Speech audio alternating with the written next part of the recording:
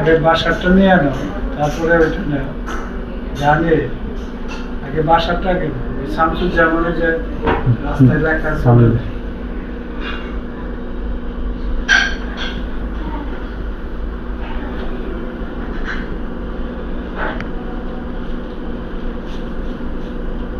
দরজায় লেখা আছে শামসুজ্জামান, ওইটা না।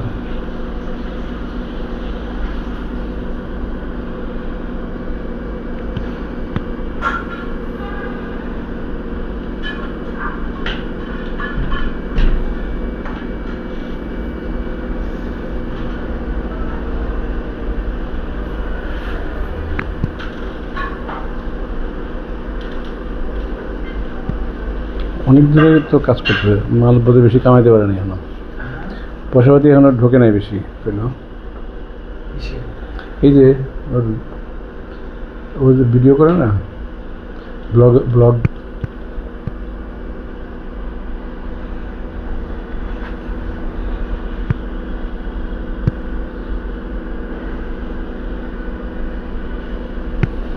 তারপরে আসসালামু আলাইকুম। আমার ছোটকালের শৈশবের বন্ধু, বহু স্মৃতি বিজড়িত ডক্টর শামসুজ্জামান খান ওরফে চুন্নু, দেখেছেন তো? হ্যাঁ, কেমন আছো বন্ধু তুমি? অনেক দিন পর তোমার সাথে দেখা হলো। হ্যাঁ, তো মাঝখানে একবার দেখা হয়েছিল বি চৌধুরী স্যারের সাথে, গেলাম তোমার হসপিটালে, তাই না? আচ্ছা, তো কেমন যাচ্ছে তোমার দিনকাল? আলহামদুলিল্লাহ, তোমাদের দোয়ায় ভালোই যাচ্ছে। আমি একটু আমার জীবনের এই শেষ প্রান্তে এসে কিছু ভালো কাজ করার চেষ্টা করছি। আমি তোমাদের সাথে একটু ডিসকাস করবো ইনশাল্লাহ। আচ্ছা, আমি ওসব নিয়ে কাজ করছি, চিকিৎসা তো প্রফেশনে আমি আছি, শিশু চিকিৎসক হিসেবে, শিশু বিশেষজ্ঞ। আমি শিশুদের চিকিৎসা সেবা দিয়ে যাচ্ছি, এখনও দিয়ে যাচ্ছি। আমি 2 বেলায় কাজ করি।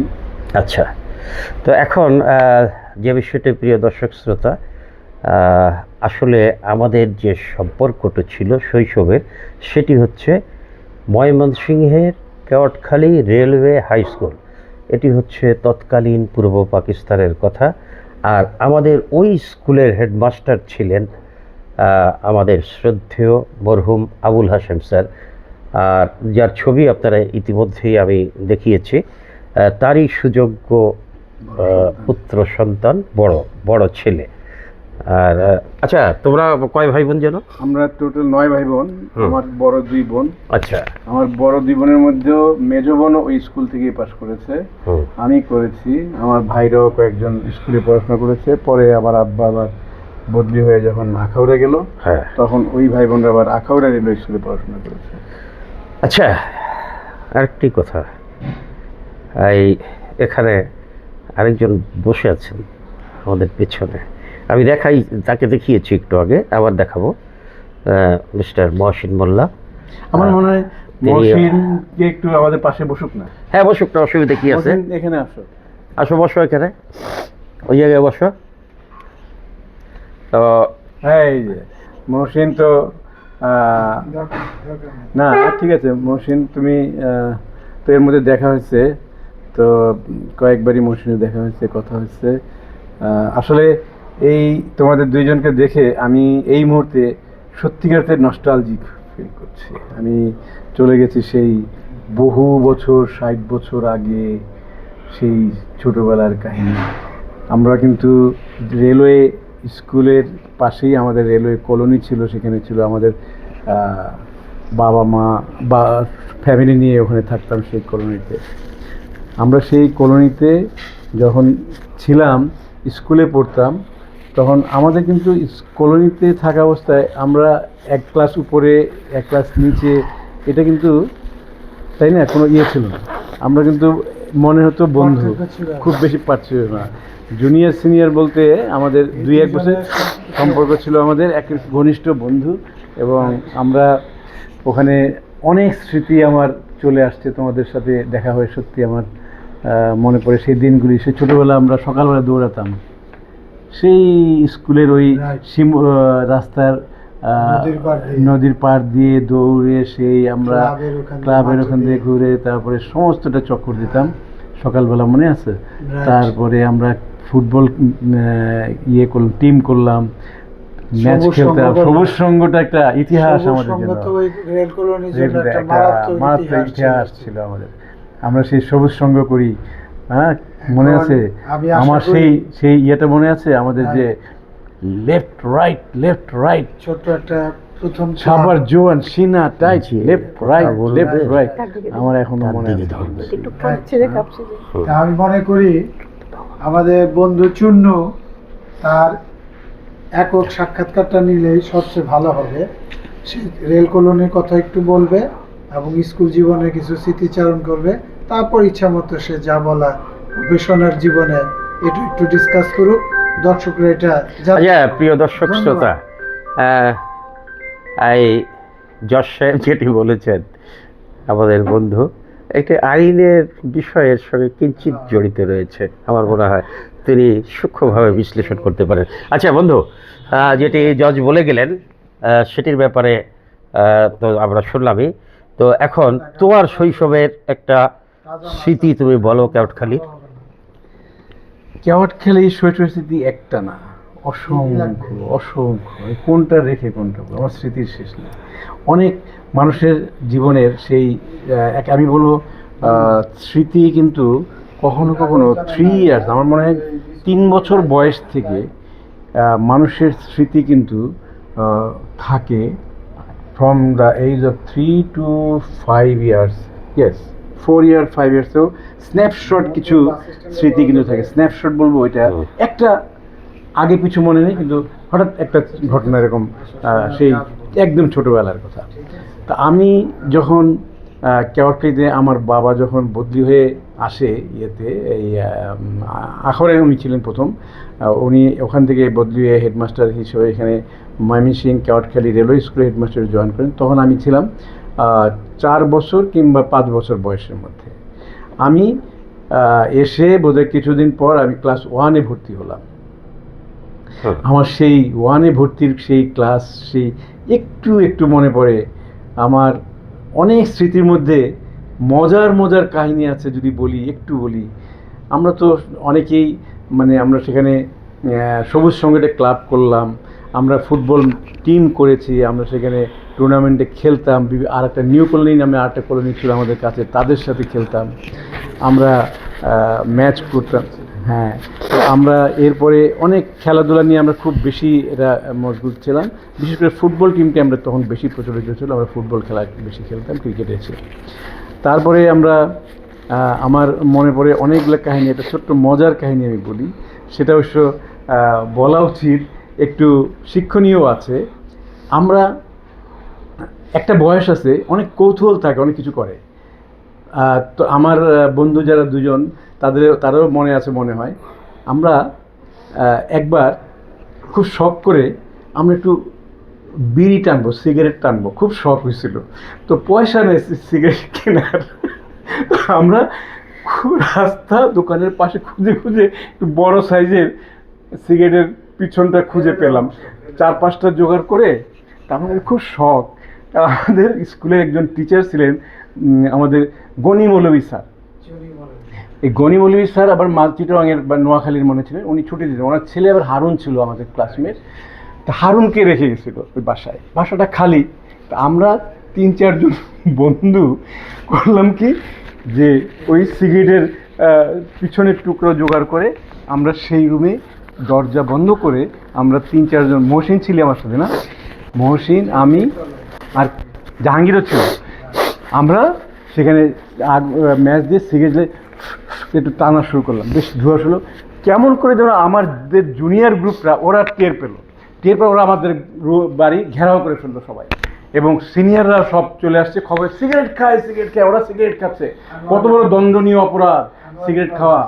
আমরা ইকবাল ভাই, হ্যাঁ, এরা তো একটা দণ্ডনীয় অপরাধ ছিল তখন। আমরা তো ভয়ে অস্থির।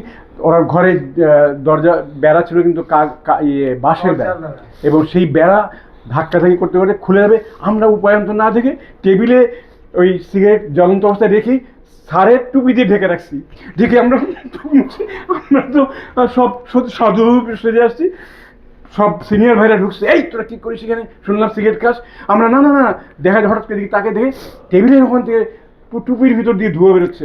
আমরা তো হাতে নাতে কট, ও মাই গড, আমরা দৌড় দিয়ে যাচ্ছি, তাও আমাদের সঙ্গে সঙ্গে বড় ভাইরা আমাদেরকে ধরে ফেলে আমাদেরকে এটা একদম হাতে নাতে ধরা পড়লো, তোরা সিগারেট খেয়েছিস, কালকে বিচার হবে। সত্যি সত্যি বিচার, সেই বিচারের জন্য এখন ইয়েতে স্কুলে বিচার হবে। স্কুলের বিচারের তো বিচারক, প্রধান বিচারক হলো হেডমাস্টার, আমার বাবা, তার কাছে বিচার যাবে। এখন কি করি সবচেয়ে, এবং আমার সবচেয়ে বড় ভয় যে হেডমাস্টারের ছেলে সিগারেট খেয়েছে, তাকে তো বিরাট পানিশমেন্ট হয়। আমার তো রাত্রে ঘুম হয় না, সকালবেলা স্কুলের টাইম হচ্ছে তখনই আমার শুরু হলো পেটে ব্যথা। ওহ কি পেটে, আমি তো আর উঠতে পারি না, আর খালি দেখে কখন 9টা বাজবে, কখন 8টা বাজবে, স্কুলের টাইম পর্যন্ত ব্যথা আর ব্যথা, স্কুলে আর যাওয়া যাবে না, প্রচণ্ড পেটে ব্যথা। তো স্কুলে না যাওয়ার জন্য সেই ব্যথা নিয়ে আমি কাতরাচ্ছি, আর ফাঁকে ফাঁকে দেখি সবাই চলে গেল কিনা স্কুলে। অনেকক্ষণ পরে যখন দেখলাম না স্কুল সবাই চলে গেছে স্কুলে, ব্যথা আমার একটু কমে গেল, আমি বের হয়ে আসলাম। এসে ব্রহ্মপুত্র নদীর পাড়ে ছিল আমাদের ঘোরাঘুরির আড্ডাখানা, ওখানে একা একা ঘুরি, টাইম পাস হয় না, সবাই তো স্কুলে, কী হবে কপালে কে জানে। আমি 11টা 12টার দিকে আমার মনে আছে, হঠাৎ দেখি আমাদের জিএস স্কুলের উনি এবং সাথে আর দুইজন মিলে দূর থেকে হেঁটে আসছে, আমাকে ওই ওই ওই যে, আমি তো বুঝতে পারছি, ওরা দৌড়ে এসে আমাকে ধরে ফেললো, ধরে চাঙ্গা দোলা করে আমাকে নিয়ে গেলো সেই স্কুলে। আমার পেটের ব্যথা, কিসের ব্যথা ছিল সেটাও ধরা পড়লো। ওখানে নেওয়ার পরে যে বিচারটা হলো আমি কিন্তু ভুলিনি। আমার বাবা বলল যে ওর বিচার আমি করব না, ওর বিচার করবে ওর টিচার, স্কুল টিচার। আমরা তখন তাকে লম্বা স্যার বলতাম। আমাদের সেই স্যারের আসল নাম ছিল যেন কি, বিএস চৌধুরী। ওনাকে আমরা কিন্তু, উনি ফর্সা এবং লম্বা, ওনার নামই ছিল আমাদের লম্বা স্যার। সেই লম্বা স্যার আমার বিচার করবে। ওহ, সেই কাহিনী আমি ভুলিনি। সবার সামনে আমাকে বিচারের কাঠগড়ায় দাঁড় করা করে, সিগারেট খেয়েছিস? আমি কি না, সিগারেট একটু মুখে নিছিলাম। আমি, তোর বড় অপরাধ হয়েছে হাত পা। একটা ছাড়ের কাছে সবসময় একটা ছড়ি ছিল বেতের লম্বা, কি ভয়ঙ্কর ব্যথা। আমি সেই ব্যথার ভয়ে হাত সামনে আনতে পারিনি, একবার সামনে নিয়ে পিছিয়ে নিয়ে করতে টাস টাস করে সে বাড়ি। আমি একটু তাকে দেখলাম যে আমাদের স্কুলের হেডমাস্টার ওখান দিয়ে হেঁটে যাচ্ছে, আর চোখে দেখতেছে, আর আমার চোখ দিয়ে পানি, আর হাতে লাঠির পিঠে আমি পড়তেছে। সেই কাহিনী আমি ভুলি নেই। আমার তখন মনে হলো যে আমার বাবাও একটু এগিয়ে আসলো আমাকে বাঁচানোর জন্য। আমি সেই ইতিহাস ভুলবো না। আমি সেই, তারপরে আমার যে বন্ধু যারা, ওদেরও সবারই বিচার হয়েছে, সবাইকে নীল ডাউন করে রাখা হয়েছে। সবাই, ওরা আমার ক্লাসে ছিল না, ওরা আমার 1 বছর, জাহাঙ্গীর তো তুই ওদের মসজিদ না, আমি তো পরে তো একসাথেই। আচ্ছা, যে ঘটনাটি ইতিমধ্যে আমার বাল্যবন্ধু বিবৃত করেছে, তার সঙ্গে আমি সামান্য কিছু যুক্ত করতে চাই। ও যেটি বলেছে, সেদিন সে স্কুলে যায়নি এবং আমিও যাইনি। তারপরে তার বাসায় যাওয়ার পরে পেট ব্যথা বলে সে বাসায় ছিল। তারপরে আমাদের দুজনকে ওখান থেকে একরকম অ্যারেস্ট করে নিয়ে যাওয়া হয়, এবং নিয়ে গিয়ে ও যে বলল বেতের বাড়ি আমিও খেয়েছি, এবং এইভাবে হাত পেতে এই বেত মারছিল কে, লম্বা স্যার, এবং গুনে গুনে আপনার 7টা না 8টা আমার মনে নাই ঠিক, এরকম বেত মারলো, এইভাবে হাত পেতে দিলাম। তো সেই স্মৃতিটি সে চমৎকারভাবে বর্ণনা করেছে, কারণ তার অনেক কিছু মনে আছে, কিন্তু আসলে মনে থাকার কথা না। আমরা তো একেবারে তখন শিশুকালই বলা যায়, তাই না? আমি খুবই রোমন্থন করি, এটা ভিডিও স্ন্যাপের মতো মনে থাকে। আচ্ছা, তো এখন যে বিষয়টি, এই তো জীবনের শুরু ছিল। আর এখন আমি এখানে কেন এটা এখানে বললাম যে এখনকার যুগে ছেলে মেয়েদের অবস্থা দেখো, যে সিগারেট খাওয়া, তারপরে মেয়েদের সিগারেট খাওয়া। তুমি এখনই যাও আমাদের এই সব জায়গায় এটা পড়ে। আচ্ছা আচ্ছা, এই বিষয়টা না হয় আমরা এখানেই শেষ রাখি। হ্যাঁ, এটাই শেষ রাখি। এটিকে বেশি ব্যাখ্যা করতে গেলে তখন আমাদের উপরে ব্লেম আসবে যে তোমরা তো ছোটবেলায় সিগারেট খেয়েছো। এরপরে কিন্তু আর করি। আচ্ছা, এই কাজ আমরা বেতের বাড়ি ভুলিও না। আচ্ছা, এখনো করি। এখন আমি যে বিষয়টি বলতে চাচ্ছি যে এই আমরা সবাই এখন বাংলাদেশের জ্যেষ্ঠ নাগরিক। আমাদের বয়স 70 পেরিয়ে 74 কিংবা 75-এর আমার 35-এ আটকে গেছি আমি। আচ্ছা, তো এখন যে বিষয়টি হচ্ছে যে আমরা আমাদের যে প্রজন্ম রয়েছে ভবিষ্যৎ প্রজন্ম, তাদের জন্য আমার বন্ধু যে সেবামূলক কার্যক্রম গ্রহণ করেছে সেটি নিঃসন্দেহে প্রশংসার দাবি রাখে। পাশাপাশি আমি একথাও বলতে চাই যে তোমার পেশা সম্পর্কে আমার কিঞ্চিত ধারণা আছে, যেহেতু আমি একজন বাংলাদেশের বড় একজন ডাক্তারের প্রেস সেক্রেটারি হিসেবে দীর্ঘকাল চাকরি করেছি। প্রফেসর বদরুদ্দোজা তিনি চৌধুরী। হচ্ছেন প্রফেসর বদরুদ্দোজা চৌধুরী, সাবেক রাষ্ট্রপতি বাংলাদেশের।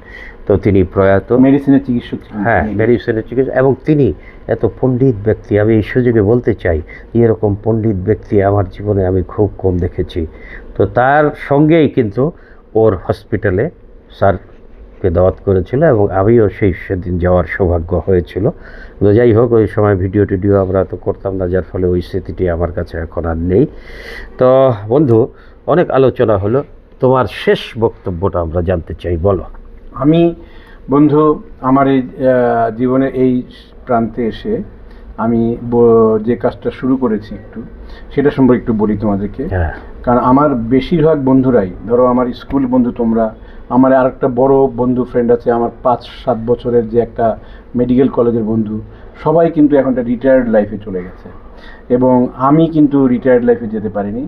তুমি যেমন একজন বাংলাদেশের স্বনামধন্য মেডিসিনের চিকিৎসক এবং এক সময়কার প্রেসিডেন্ট আমাদের স্যার বদরুদ্দোজা স্যারের সাথে কাজ করেছো, আমি দীর্ঘ 20-22 বছর পর্যন্ত এবং তার আগেও আরও 2-3 বছর আমি আমাদের জাতীয় অধ্যাপক ডক্টর এমআর খানের সাথে আমি খুব ঘনিষ্ঠভাবে কাজ করেছি, খুবই ঘনিষ্ঠভাবে। এবং ওনার ছত্রছায়ায় আজকে আমি আমাদের যে মিরপুর এমআর খান শিশু হাসপাতাল, যেটা আমরা নামকরণ করেছি এখন, প্রায় 250 বেডের হসপিটাল, শিশু হাসপাতাল, সেখানে সেটা আমি আমার জীবনের সর্বস্ব দিয়ে আমি বিদেশ থেকে আসার পর আমি কোনো প্রতিষ্ঠান, সরকারি বেসরকারি কোনো প্রতিষ্ঠানে আমি কাজ করিনি, নিজস্ব কোনো কাজ করিনি। আমি দিন রাত ওখানে পরিশ্রম করে আজকে হাসপাতালটা অনেক বড় হয়েছে এবং আমি এখনও ওইটার ম্যানেজমেন্ট যে এক্সিকিউটিভ কমিটি, সেটা আমি জয়েন্ট সেক্রেটারি জেনারেল হিসেবে এখনও আমি কর্মরত আছি।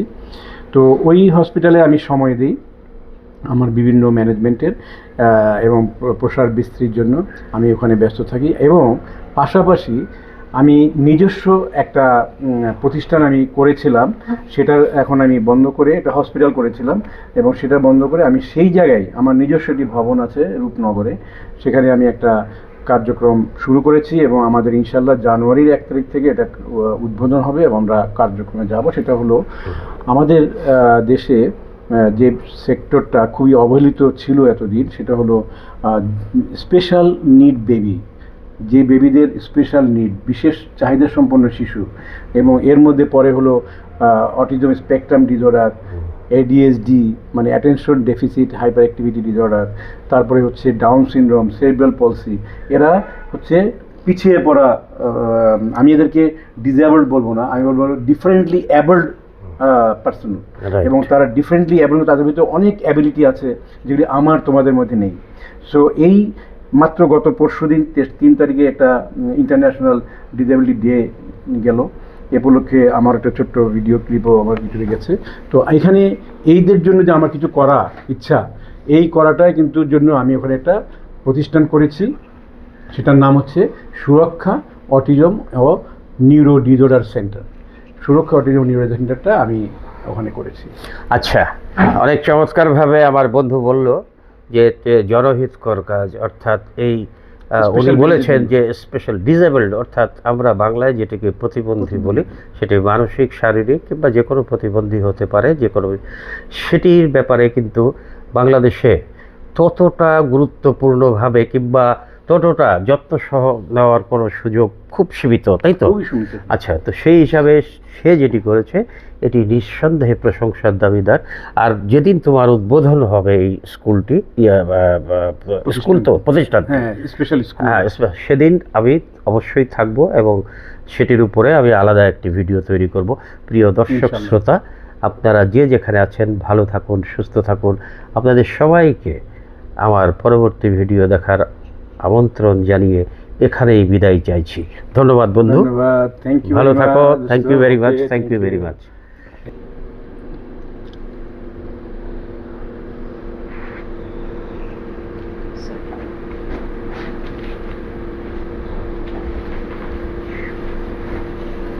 বুঝতে